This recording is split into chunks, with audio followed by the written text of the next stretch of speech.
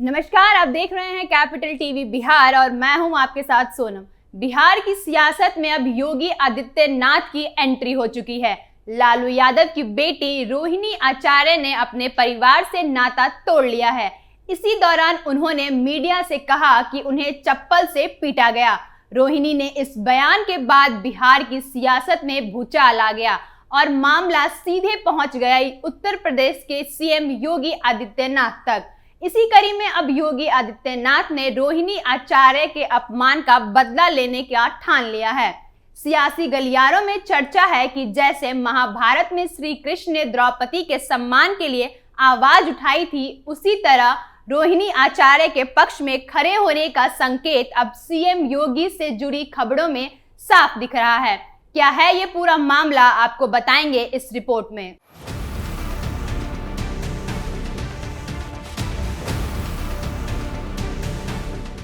राजद प्रमुख लालू यादव की बेटी रोहिणी आचार्य ने अपने परिवार से नाता तोड़कर पूरे बिहार की राजनीति में भूचाल ला दिया है। सोशल मीडिया पर उन्होंने दावा किया है कि संजय यादव और रमीज ने उन्हें ऐसा करने के लिए मजबूर किया। राबड़ी आवाज छोड़ते समय रोहिणी बेहद भावुक थी और उनकी आंखों में गहरा दर्द साफ दिख रहा था। इसी दौरान उनका चौंकाने वाला बयान सामने आया कि उन्हें चप्पल से पीटा गया। रोहिणी के इस आरोप के बाद बिहार की सियासत में खलबली मच गई और एनडीए नेताओं ने सवाल उठाया कि जब लालू अपनी बेटी के घर में सुरक्षित नहीं रख सकते तो बिहार को कैसे संभालते। बेटी के अपमान पर लालू भले ही खामोश हो, लेकिन यूपी के सीएम योगी आदित्यनाथ ने इस मामले को बेहद गंभीरता से लिया है। उन्होंने यूपी पुलिस से रमीज की पूरी क्राइम कुंडली मांगी है। दरअसल रोहिणी आचार्य ने जिस रमीज का जिक्र किया है वे उत्तर प्रदेश का रहने वाला बताया जा रहा है और पूर्व समाजवादी पार्टी सांसद रिजवान जहीर का दामाद है। रिजवान का एक बार समाज पार्टी से और दूसरी बार भाजपा से सांसद भी रह चुके हैं।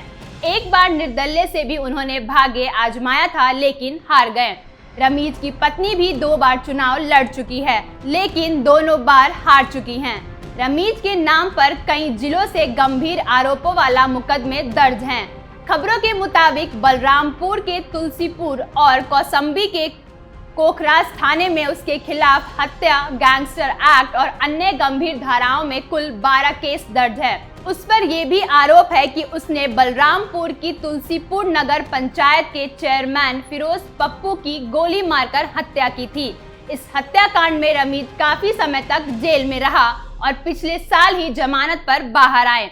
इस मामले में उसका ससुर रिजवान जहीर अब भी जेल में है और ट्रायल का सामना कर रहा है। इन सब वजहों से रमीज का नाम आते ही मामला और ज्यादा संवेदनशील और राजनीतिक रूप से गर्म हो गया है। तेजस्वी यादव, संजय यादव और रमीज की दोस्ती कोई नई नहीं है।